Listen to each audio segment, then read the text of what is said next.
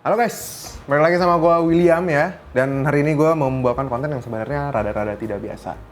Dan mungkin kedepannya akan ada Sony juga membawakan konten serupa gitu. Dimana kita ya ngomongin tentang knowledge yang kita tahu aja gitu. Mulai dari mungkin ya kayak contohnya kayak story-story kayak gini lah. Alasan-alasan kenapa produk ini begini, produk ini begitu. Dari kemarin gue tuh selalu kedatangan laptop produktivitas yang bisa dibilang harganya cukup pricey alias mahal ya. Dan nggak dikit juga yang bingung kenapa harga laptop produktivitas itu kenapa bisa mahal banget. Sedangkan laptopnya tuh nggak sepowerful laptop-laptop gaming dan juga yang notabene-nya laptop gaming tuh secara spesifikasi kan bisa apa aja. Kenapa produktivitas yang spesifikasinya nggak terlalu kuat, tapi harganya bisa lebih mahal gitu. Laptop produktivitas sendiri sebenarnya memang nggak jauh dari kebutuhan office work lah atau data crunching gitu. Dari dulu itu selalu begitu. Sekarang orang semakin mobile, WFH juga udah jadi kebijakan beberapa perusahaan, dan memang bawa laptop gaming itu sama sekali nggak praktikal gitu, karena ukurannya memang lebih tebal, lebih besar, lebih bulky, dan segala macam. Walaupun memang ada beberapa laptop yang secara market disesuaikan dengan laptop tipis dan juga serbaguna gitu ya. Laptop-laptop gaming semacam dari Asus juga ada ya, di virus gitu. Itu kan memang lebih simple, lebih minimalis gitu. Makin kesini jajaran laptop yang rilis juga secara fitur dan juga gimmick juga semakin spesifik gitu. Semakin ceruk aja gitu. Semakin mengikuti pasar-pasar yang apa ya, bisa dibilang kolamnya semakin terpecah-pecah aja gitu. Orang tuh punya kebutuhan yang lebih spesifik aja. Dan karena memang si pengguna laptopnya ini semakin beragam gitu. Contoh aja kerjaan arsitek yang tadinya butuh workstation atau PC yang powerful gitu ya. Sekarang tuh bisa dikerjain di laptop-laptop yang ukurannya 14 inci nih. Dan setipis ini juga. Ini kerjaan arsitek bisa kalian buka di sini. Laptop yang sangat tipis, convertible ya. Dan ini convertible dalam artian bukan bisa di flip ya, karena laptop convertible tuh harusnya bisa di flip. Maksudnya convertible adalah sangat-sangat mudah dibawa, compact lah istilahnya. Form factornya sangat compact karena ukurannya cuma 14 inci, layarnya 16:10 dan luas gitu. Dan ini sudah sangat memenuhi kebutuhan para arsitek.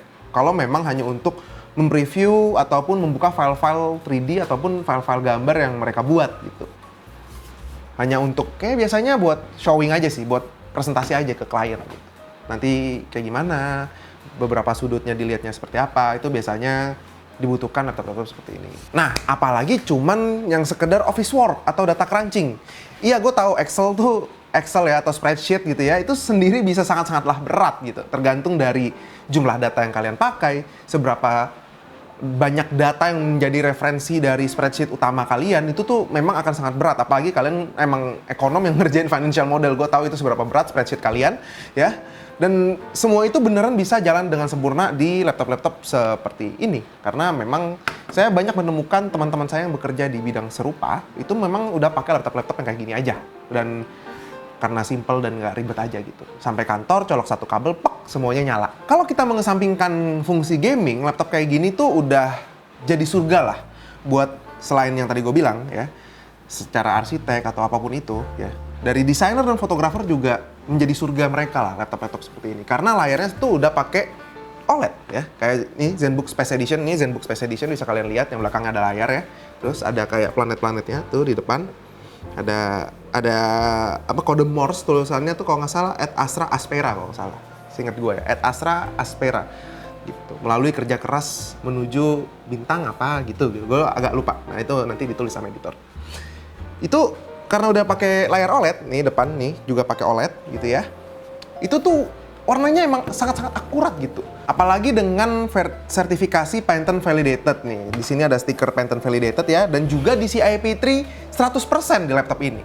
Yang memastikan konten yang kita generate ya dan juga akan kita publish ke berbagai platform itu warnanya konsisten dan juga akan dirasakan oleh berbagai macam layar yang ada di muka bumi ini gitu, yang kita nggak tahu bentuknya kayak apa. Dan standarisasinya adalah salah satunya di IP3. Layar 16:10 dan resolusi 4K itu udah jadi standar untuk para pekerja konten kreator tentunya, karena memang kalau kita memproduksi video di resolusi 4K dan layar 16:10, membuat dimensi layar kita tuh terasa lebih besar, walaupun cuma 14 inci. Screen estate yang lebih luas juga akan menjadi permintaan konsumen yang akan mainstream di tahun ke depannya kalau gue lihat ya, menurut gue pribadi. Karena memang tadinya itu cuman ada di laptop-laptop high-end, dan sekarang tuh lu bisa lihat laptop-laptop mid-end tuh udah menggunakan rasio-rasio 16:10, di mana para konsumen ternyata memberikan feedback yang sangat baik karena memang screen estate-nya jauh jadi lebih luas karena 16:9 tuh terasa agak lebih sempit ya. Dan beberapa vendor mengakali dengan resolusi mungkin 3:2 rasionya, dan agar tetap menjaga resolusinya tidak terlalu besar gitu ya, menjaga cost itu dengan 3:2. Dan 16:10 akan menjadi masa depan menurut gue. Lalu alasan apa lagi nih yang bisa membuat laptop produktivitas lebih mahal daripada laptop gaming? Tentu saja material yang digunakan dan juga form factor yang ditawarkan. Terlebih brand kayak Asus ya, yang kalau gue lihat nih ya, tangannya tuh rada-rada gatel gitu kalau ngelihat laptop dengan form factor seperti ini tapi nggak mendapatkan spesifikasi yang menurut mereka udah mentok maksimal, udah nggak bisa dipapain lagi. Contoh aja memang yang gue pegang di sini itu Core i7, tapi sebenarnya laptop ini tuh ada versi Core i9 12900H. Ingat, ini H series, H series, yang dimana Intel tuh buat agar bisa dipakai di laptop gaming yang memang lebih tebal, lebih besar gitu ya, untuk coolingnya yang butuh lebih robust saja gitu. Sedangkan sama Asus dimasukin ke laptop-laptop tipis kayak gini. Tapi pertanyaannya, dengan memasukkan prosesor H series ke dalam form factor tipis ini bukannya memberikan panas yang berlebih ya? Tentu, karena itu teori fisika yang tidak bisa kita patahkan, di mana semakin banyak daya yang dimasukkan, semakin besar juga panas yang dihantarkan gitu. Tapi, di sini letak kenapa harganya tuh mahal. Karena secara cooling di laptop sejenis ini tuh punya ruang yang sempit banget dan butuh R&D yang lebih dalam.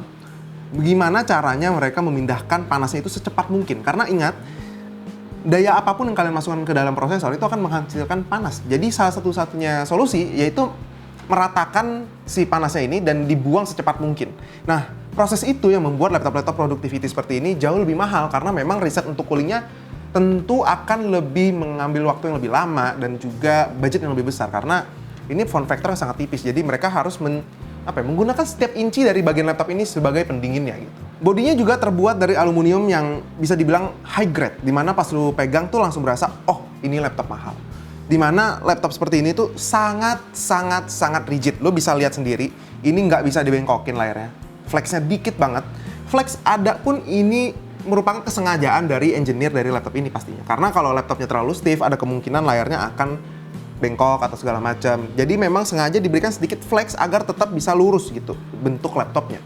Dan apalagi di area keyboard ini sama sekali tidak ada flex. Dan itu kegunaan dari material aluminium high grade ini. Dan tentu laptop-laptop gaming ada yang menggunakan material aluminium high grade seperti ini. Contoh aja dulu ada Zephyrus S yang secara ukuran memang dia tipis tapi memang berat gitu. Dan menurut gua pribadi, gua lebih suka laptop-laptop gaming nggak banyak menggunakan aluminium di bagian luarnya karena memang akan menambah bobot dari si laptop gaming itu tersendiri karena memang secara form factor mereka jauh lebih besar, jadi sehingga tidak direkomendasikan juga untuk menggunakan aluminium padat seperti di ZenBook Space Edition ini, dimana kalau untuk laptop-laptop kecil dan tipis bahan seperti ini memang udah paling cocok karena secara bobot masih masuk akal dan rigiditasnya tuh sangat bisa diandalkan, apalagi buat lo yang mobile yang sering keluar, sering kerja di mana-mana. Dan apalagi sih alasan yang bisa menjustifikasi laptop produktivitas itu bisa lebih mahal dari laptop gaming, yaitu tadi gue bilang ruang, dimana laptop-laptop seperti ini tuh nggak bisa seenaknya untuk ngebuang port-port yang menurut engineer-nya nggak dibutuhkan. Bisa aja mereka mengganti semuanya jadi Type-C, yang dimana secara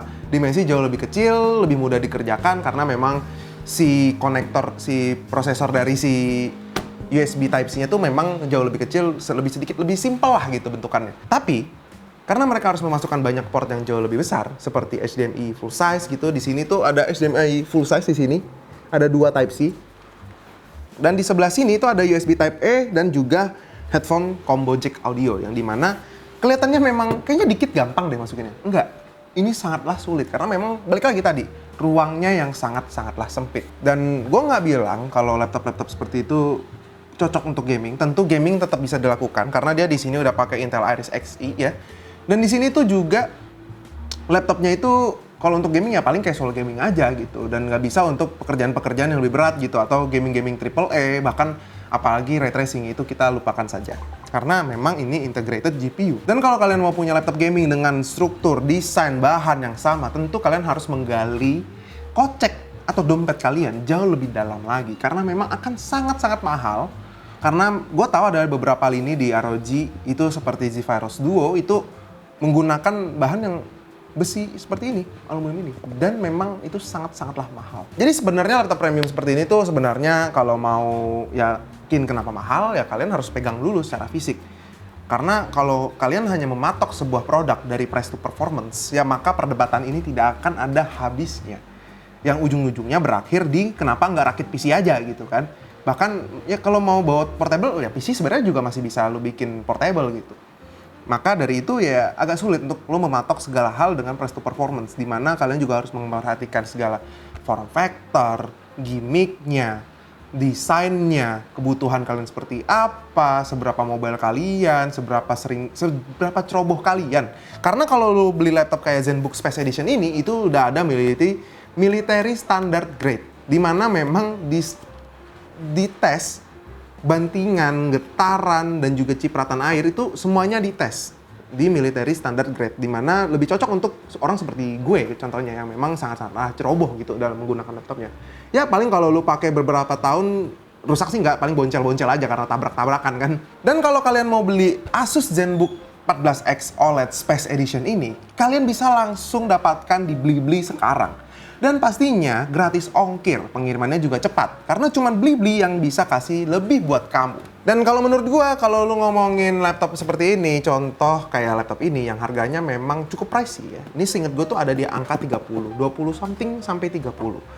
Ini merupakan sebenarnya laptop statement ya. Kalau kalian mau laptop yang lebih affordable dengan, ya walaupun nggak ada layar ini sih, dan desainnya lebih simple, itu ada ZenBook 14X, ada ZenBook S13 yang bisa kalian cari di Blibli juga sekarang. Dimana laptop-laptop seperti ini memang secara harga memang agak pricey, tapi memang ya tadi gue sebutkan alasan-alasan tadi yang membuat laptop ini mahal. Dan kalau kalian suka dengan konten serupa, kalian bisa langsung komen di bawah. Mau tanya apa lagi, mungkin nanti akan ada Sony atau gue yang menjawab di konten selanjutnya. So segitu aja, bye-bye guys.